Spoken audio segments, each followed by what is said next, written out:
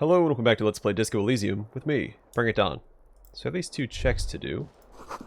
Hear traffic outside, back in the world again. Look, the door is open. You can walk right into Kim's room.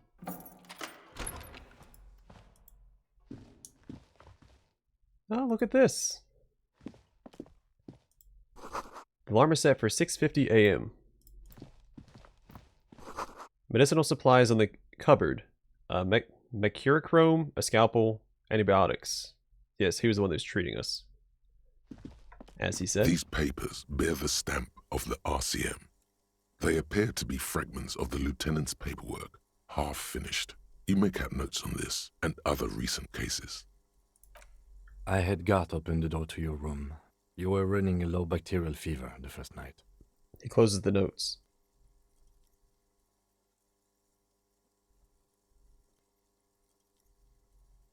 Yeah, thank you for keeping this thing alive a little longer. Point to yourself. It would have been easy were it not for my concussion. We both got lucky, considering the odds we faced. Let's go? There's a pause. Alright. Can I look at this again? I am sure neither of us feels solid enough to keep loitering in this room. Let's go. Alright, guess not. Maybe I can look at his case files like he looked at mine and I can't open up his front door still? Okay. I probably don't need to be carrying this gun around. Let's do... I guess we'll get back to this. I'm not a huge fan of the -2 to authority that it gives me. In fact, had I had that equipped during that gunfight, I may not have been able to warn Kim.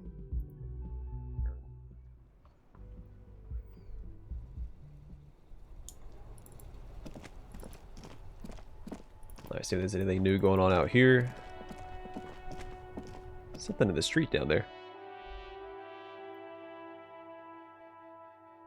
I'm sure most of the people in the whirling, most of the denizens in the cafeteria, are going to have some words to share with us once we get down there. But first we have to check out Clausia's room. Oh.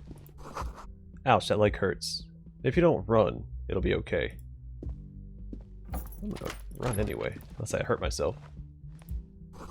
Looks like she's left something on the table.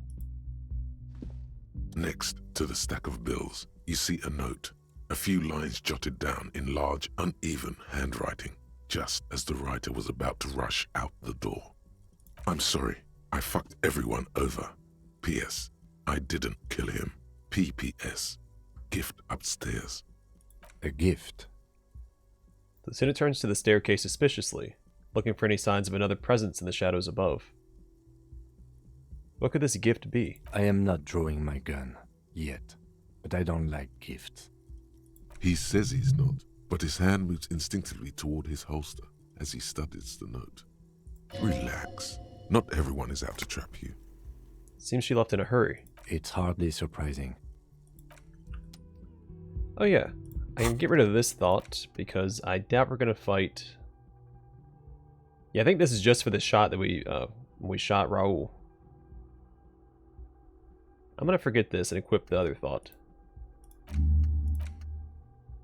Takes 4 hours to research.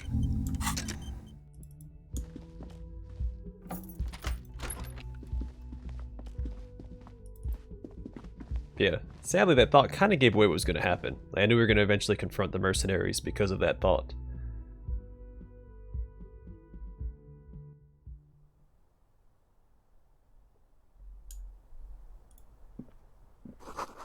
A red thread, made of nylon, leads out of the room and onto the roof. What about this? You see the same two neon-lit shapes, a man and a woman, only now a red thread bisects the room, pointing from the antenna outside to the cupboard on the wall. This is ballistics. She's left a trajectory for us. Lieutenant tests the thread with his finger.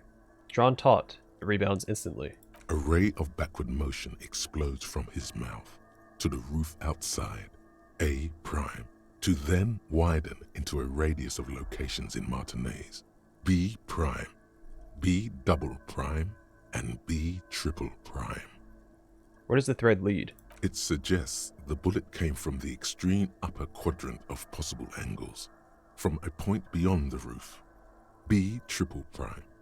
The island in the bay. She's trying to tell us the shot came from the islet. Unless she thinks the perpetrator was standing on the ring antenna. That is where the threat seems to point. He nods. There are ruins on that islet. I know they pronounce it islet. It looks like islet to me. Sunken sea fort. I saw it through the coin-operated viewer. I remember. He looks out the window and onto the bay. How does she know how to do this? She was there that night. She would have known precisely where the bullet hole was in the glass. She had a long time to think about it after, standing on that roof, staring at the glass. It also looks like there may be more to her skill set than we know. The question is, should we trust her? Of course we don't trust her. I don't know. At this point... He stops mid-sentence. What difference does it make? This is also the only point of origin we haven't ruled out yet. So it is. For a second he seems tired. You seem unenthusiastic. I just haven't gotten a lot of sleep these past few days. He doesn't really believe this will yield anything. Maybe we need to go to the island. The wind blows in from the open window. The lieutenant sighs, looking into the cold distance across the water.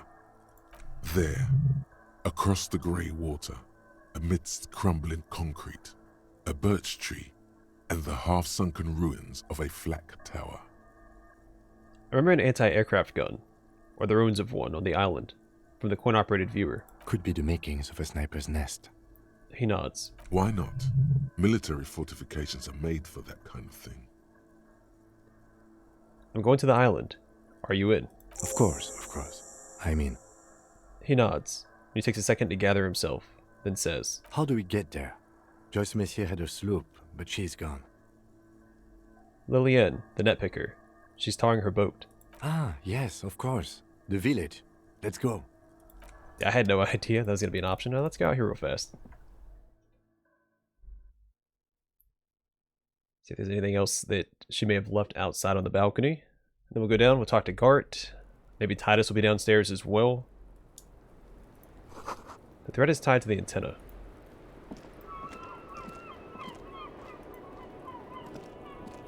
Oh, she got the other door. It doesn't matter. We explored it once. There might be new checks or something, but... Is it worth another load screen?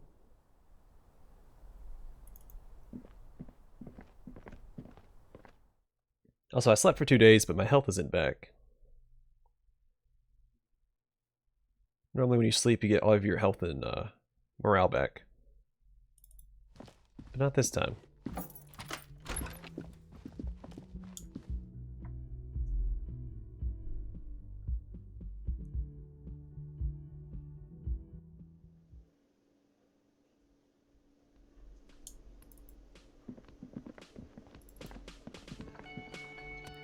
Oh, you're up. It's good to see you back on your feet. Did you like your room? I cleaned it for you. He looks you over. I did, thank you. Big improvement. You're welcome. I thought it would be nice for you to wake up in a clean place after you, let's be fair, defended this establishment and its clientele from gunfire. I give credit where credit is due, and that, sir, was a nice shot. I was watching until you hit him. Crawled inside then. Bullets started flying. Anyway. He clears his throat. I wish you a quick recovery. Also, you and your partner are staying here free now. This establishment supports cops. The stay is free, the drinks are not. Just felt I needed to specify that. He raises his finger. Then he adds, where did everyone go? Oh, you know, people don't tend to stick around after shootouts. Turns out they're not good for business. He looks around at the empty place. What happened to the man with the sunglasses? I don't remember everyone who comes here, and many people wear sunglasses inside lately. Must be a fad. He shakes his head. Okay, so I have to mention, when it happened, you were right out there, on the balcony. Yeah, I was, yeah. That's because I'm a bad ass. He nods, trying to remain aloof.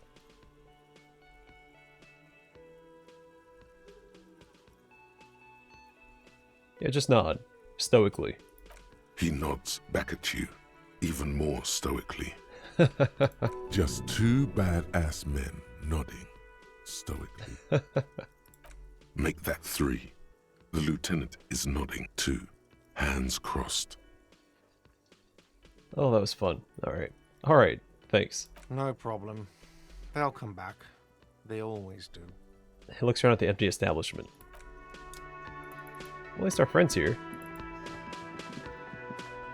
Hi again, gendarme.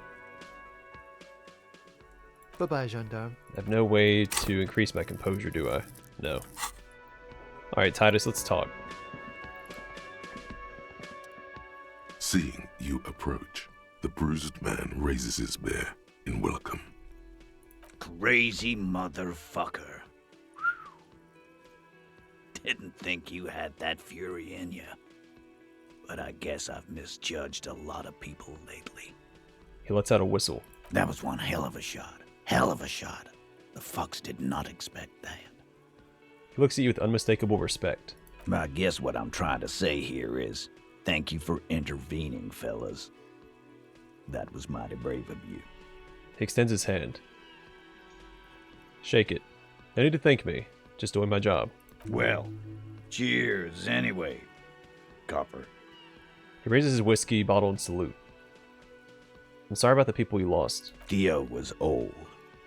I think he'd be pretty happy with the way he went. Never could imagine him withering away on a sickbed. His bruised face stiffens. But Lizzie and Angus, they were just stupid kids. Didn't realize the shit they got into before it was too late. I feel responsible for both. For all of them, really. He gulps. I feel like, oh, I forgot his name. The scrawny guy. Slinky? Slinky? Stinky? I don't remember his name. He's also partially responsible. Having one more body on the field could have helped wing things in their favor. Maybe take out the mercenaries before they lost people, but you never know. Here it comes. The last one is the worst one.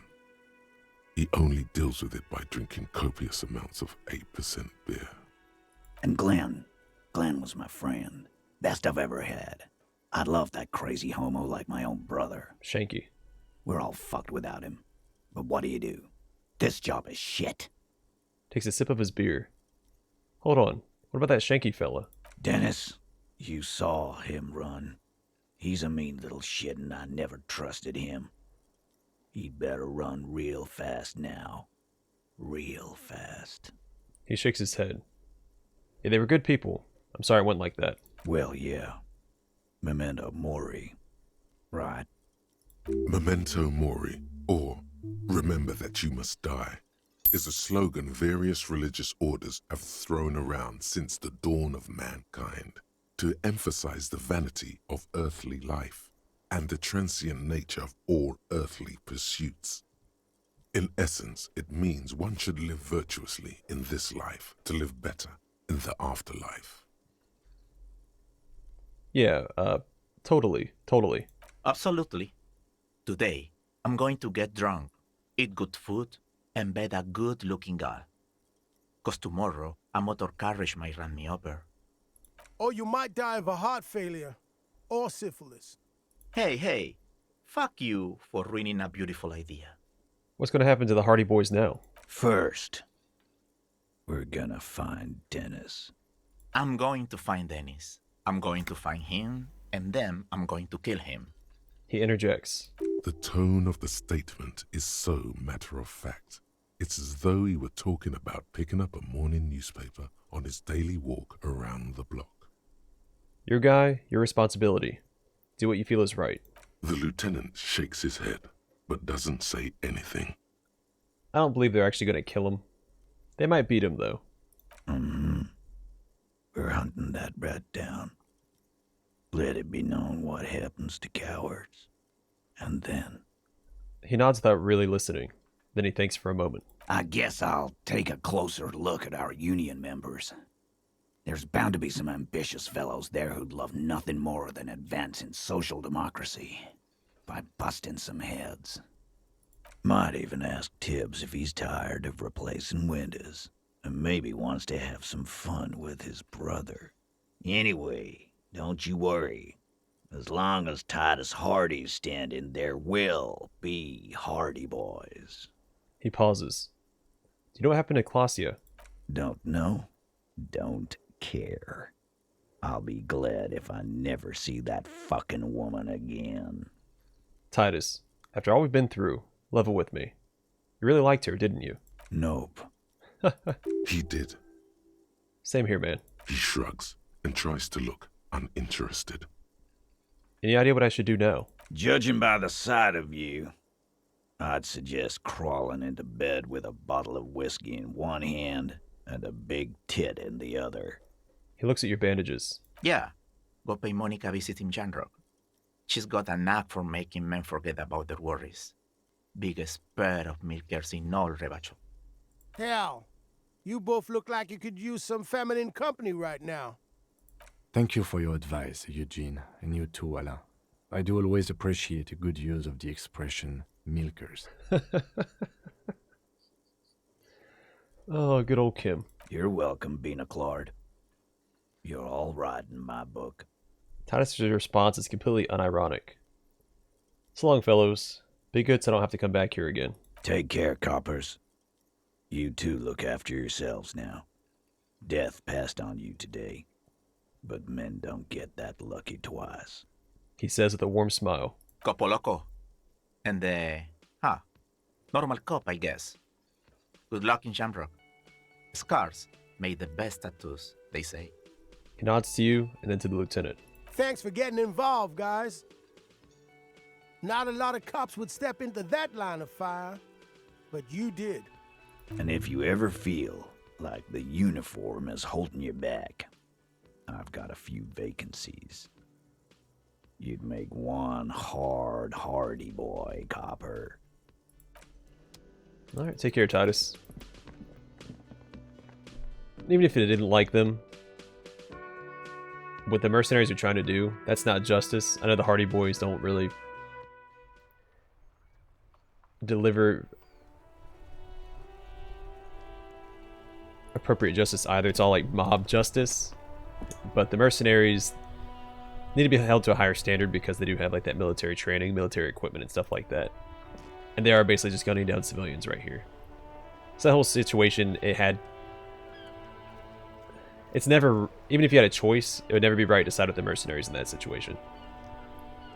Bonjour, je serai de retour presdeto? I don't know if I'm saying that right. The narrator will take care of it for me. The graffito has been painted over the traces of the fight that took place here. It smells of blood and heavy fuel oil. This was Cindy the Skull. Looks like Cindy the Skull finally found the words for her masterpiece. The lieutenant crouches, touching the fuel oil with his finger. Looks like it, yes. This is still fresh. It wasn't here yesterday. I smell heavy fuel oil. And blood. Some of it is even yours. Heavy fuel oil. Isn't that flammable? I think that it is. I think she took her idea and ran with it. What are you trying to imply, Fingers? You could buy some smokes, light up a ciggy and throw it in there. You know, just to see what happens. See if it's flammable. It's better that way. Safer. Yeah, I think we'll do that. Gaston, where's Renee? Officer, care to play a game with the lonely old man? The jolliness is gone from Gaston's face. Actually, never mind. Wouldn't be the same. Where's Renee? The prick is gone. I can barely believe it. But he's really gone. He replies, trying to smile. He is trying to retain his jolly facade, but the underlying sadness casts a deep shadow over his wrinkled face. Gone. Gone where? Hell, most likely. He was an absolute Kent. Gaston sighs and mumbles, more to himself than you. What? Was he killed during the mercenary tribunal? Oh, he would have liked that. Violent lives ending violently. That's how we wanted to go. Sadly, it was not the case. The old man slowly shakes his head. How did he die exactly? His hungry little heart finally gave out. The dock workers found him in the guard booth this morning. Wasn't even supposed to be working for another week, but he just had to prove how tough he is. He sighs. Did he feel like he has to prove he can still pull his weight? Doesn't need handouts? Guess he was about to head home, 'cause when the dock workers found him, he was wearing civilian clothes and not the Kuketu uniform I saw him in all the time. Sometimes I thought he was wearing it just to piss me off. Now the joke's on him, 'cause he's gonna be buried without it. Gaston smiles a sad smile. Do you think our conversation about his job pushed him to go out there? No. René was the most stubborn man in Revachol. Nothing you or I could say would ever push him to do anything. The man was completely immovable. He replies quickly. He has doubts. But right now, he just wants to move on and not think about it. Was he really that bad? I repeat, an absolute cunt. Even his old army buddies didn't want him around. He was like an old viper. He turns to look at the crater. The only people who could stand to be around him were Jenny and me. She saw something in him when we were just kids and... He pauses. And she never lost sight of it. And I thought if the most beautiful being in the world can love him, then there must be something worth holding on to. His voice trembles. Did you love him? We've hated each other our entire lives. So much, in fact, that... He falls silent and looks at you, eyes filling up with tears. Yes, I loved that angry prick. He didn't deserve it, but I did. You know what his last words to me were? He wipes his eyes with his sleeve. Something mean. In Guillaume's time, you'd have been shot without trial. That's what he said to me. He lived a cunt, and he died a cunt. Let's leave it at that. The old man gathers himself and wipes his eyes again. Here, something to remember your friends by. Give him the photograph of Renee and the girl. Let me see. This was 60 years ago. We all went to that parade. Young Renee looked so happy, and Jenny... Gaston takes the photo, hands trembling. Then eyes blurry with tears. He has to stop. I'm sorry, officer. I just... Thank you. Thank you for this little memorabilia. It really means the world to me. He dries his eyes. That was nice. A small thing for us, but invaluable to him. He probably didn't even know René had the photo. Lieutenant smiles. Offer my sincere condolences. Yes, we are both very sorry for your loss. The lieutenant nods. It is what it is. Part of life, really. But to know someone for 79 years, then one day they're just gone. He mumbles, only half listening to you. I just don't know anymore. About anything, really. But you must need something. He slowly shakes his head, then remembers your presence. Too bad Renee's gone. I was hoping to ask him about Maybelle's. Hold out the flower. René wasn't really what you'd call a botanist, officer. And believe me, he didn't like Insulindian lilies. The old man stares at the flower, then sighs and says, Wait, Insulindian lilies? That's their old name, dating back to the time of kings and crests, and all that other stuff he loved so much. He replies with a slight nod. Why didn't he like them? There were many reasons, but mostly it was the communals. They called them the Bells of Revolution. A sad smile passes his face. I guess in the end, the Insulindian lilies were just another piece of the whole Insulinde. The royalists had to surrender to the Mazovian insurgents. It doesn't really matter anymore. But you feel the dried flower in your hand somehow still does matter. although not to this sad old man. I want to go over a few more things about Renee, if that's okay. Yes. What about René? He looks up. No, that's it. Yes. It is I just don't. Alright, let's go buy some cigarettes from Frida.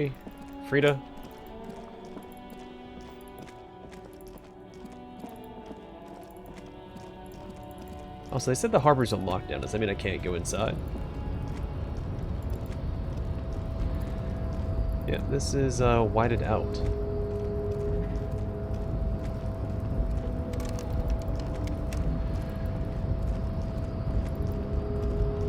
And I can't interact with that button.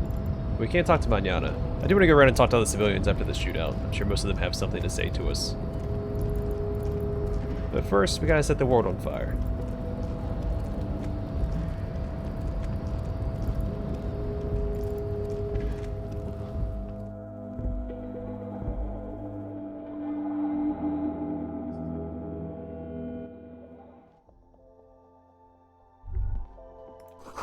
The yellow roses in the window. These aren't the flowers that are left for Clausia.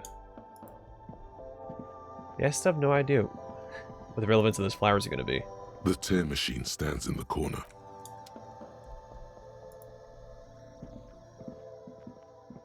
A colorful display. Again, I'm obliged to inform you that both alcohol and... Here you go, mister. Alright, some cigarettes. Whoops. And let's go and buy some health stuff. A small cabinet on the wall is filled with various medicine bottles. Okay, here. Okay, here. Okay, here. Pretty cheap. Okay, here. I hope Saint Petit. There we go. I also want to be at full health. Don't like running around at 1 health. Never have, but it gives you a chance to recover if you need to. But we have the money to spend. I'm just going to throw it around. What if I call into my station as well? See why they didn't send anybody to check on me.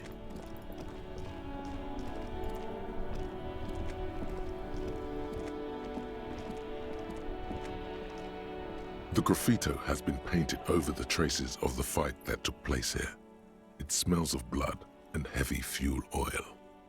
This was Cindy the Scar. Step back, Lieutenant. Set the graffito on fire with a lit cigarette.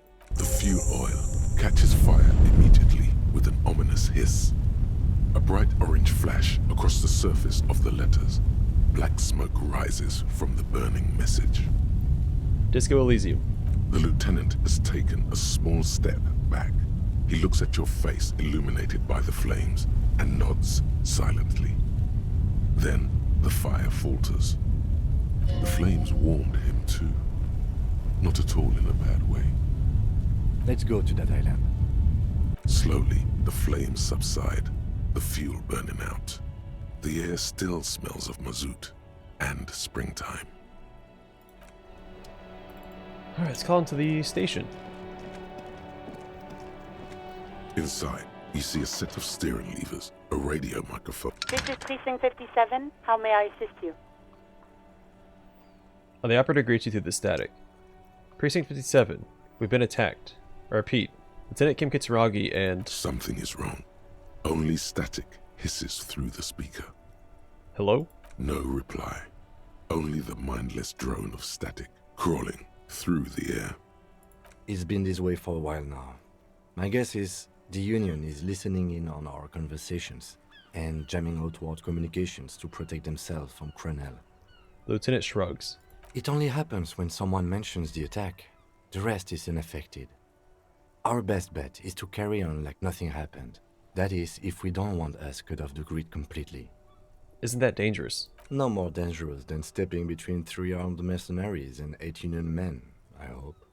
He glances over his shoulder. I don't like it either, but that's the way it is.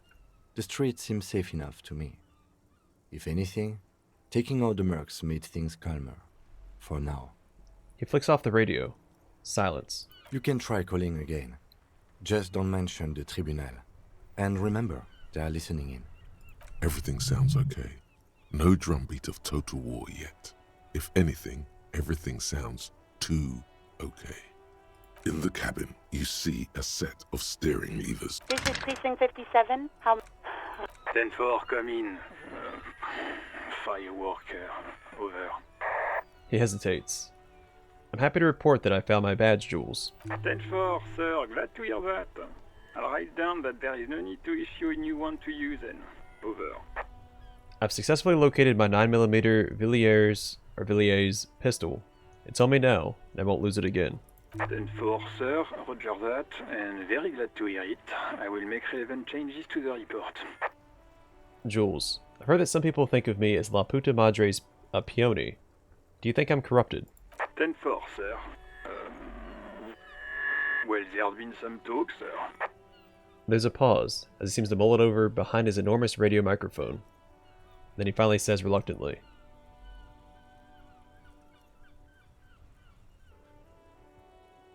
some talk. What does it even mean there's been some talk? Do they think I'm corrupt or not? I only meant that there's been some talk in the station, that's all. But there's always some talk in the station. You know how officers in Jamrock are.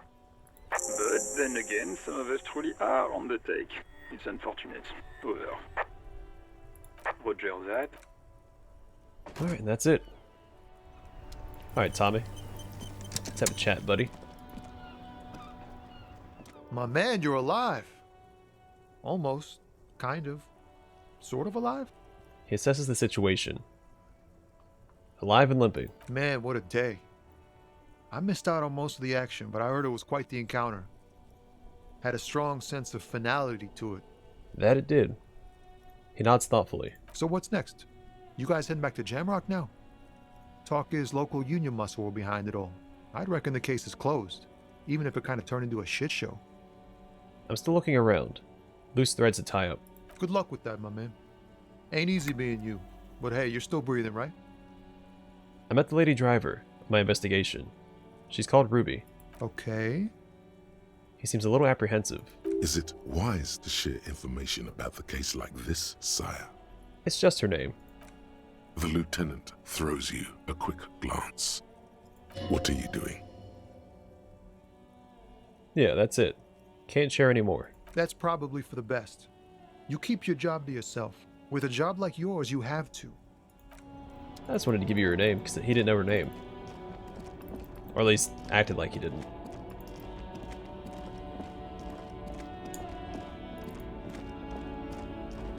I wonder if she's been back to her car. This found, the smell of cigarettes and perfume welcomes you. There's something odd about the passenger seat. The seating fabric has been pulled tight over the lower side of the seat where the toolbox should be. The rest of this we'd heard. This is new though. Peel off the cover on the passenger seat. Voila! A stack of neatly folded papers has been stashed behind the seating fabric. You see 3 maps depicting a large metropolitan area. It's Revachol. Some of its routes and highways have been outlined with a pen. Bonne prise. Lieutenant commends you as you shift through the treasure. We're all worn and folded into neat squares. Fold open the topmost map. This large map displays the elevated motorway called 881. The intake leading to Martinez is marked with a blue X. There's another X on the off-ramp at a place called the Old South. Toll booths at the intakes are marked with a circle. It looks like there are scant few ways of getting onto the elevated motorway that runs over Jamrock, and this person knows them all.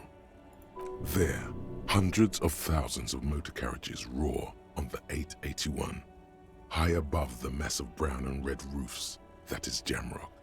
The commuters don't even look down. The world ceases to exist outside the windshield. Where does the road lead? To Couron, through the middle-income neighborhoods there, by the river, and then to Stella Maris and La Delta for work, while the men and women of Jamrock scuttle to their fates below the road. Fold open the second map. This municipal map from the 30s displays a complex system of storm sewers underneath a sub-district called the Pox, old military hospital, right adjacent to the 41st precinct. No storm will ever drown Revachol, the great solution to the riddle of history. Look at the third map. The final map displays a labyrinth of service tunnels left over from the construction of Motorway 881. A few routes have been marked with a pen, where the tunnels and sewers surface near the eminent domain and a traffic island in central Jamrock by the lake. These service tunnels were probably used during the construction of the foundation beneath the motorway. Looks like the smugglers have infiltrated the road network belonging to East Motor Tract. The smugglers have infiltrated the motor tract. So it would seem. Lieutenant examines the maps of the furrowed brow. The RCM patrols most of these auxiliary roads, though apparently not all of them. Where does the contraband end up? Hard to say. This distribution network looks certainly large, yet still vague enough. It doesn't reveal much about the Besmerti behind it. Besmerti. That sounds vaguely familiar. The Besmerti is a Revacholian crime syndicate. They see themselves as the inheritors of the 14 Revacholian Indo tribes, but really they're just violent gangs vying for control on the west side of Revachol. With cool names like La Puta Madre and Aura Masta, it's a dark parody. He adds with contempt. Who do you think is behind this? It's definitely not the Union. They just do some logistics. This operation has spread everywhere in Jamrock. If it's that widespread, then Madre remains the most likely suspect. Here's bad news. There have been attempts at a serious investigation before, but they haven't ended well for those involved. The lieutenant removes his glasses and polishes them with a handkerchief. Lieutenant Kitsuragi is a brave man for saying Madre's name without the winces and whispers that usually accompany it. Return the stack of papers under the seat. Best not to disturb the scene. I'll have forensics go over the lorry and pick these up later. The lieutenant nods. The stack of maps looks just like before, barely noticeable. The movie stars look silently by, and the pull-out toolbox has a rubber handle, worn from years of use. You close the rusty old lorry door. Alright, let's talk with the pale driver real fast. She's not there. So let's get back over here and we'll speak to Mañana beginning of the next episode and work our way through all the people as we head towards the island. See what everybody has to say, at least the people in this area. I doubt the people in the fishing village and beyond have any input on what happened over here. But they might, we'll see. Either way, thanks for watching. Hope to see you guys in the next one.